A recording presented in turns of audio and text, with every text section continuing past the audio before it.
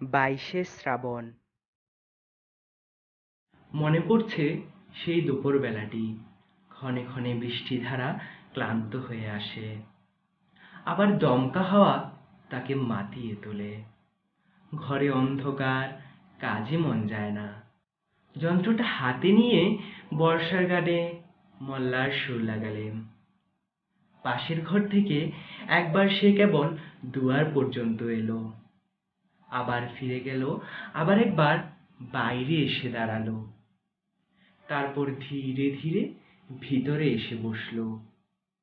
হাতে তার সেলাইয়ের কাজ ছিল। মাথা নিচু করে সেলাই করতে লাগলো। তারপরে সেলাই বন্ধ করে জানালার বাইরে ঝাপসা কাজগুলোর দিকে চেয়ে রইল।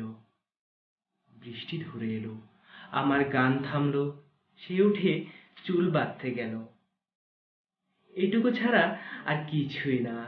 বৃষ্টিতে, গানেতে, অকাজে, আধারে জড়ানো কেবল সেই একটি দুপুরবেলা।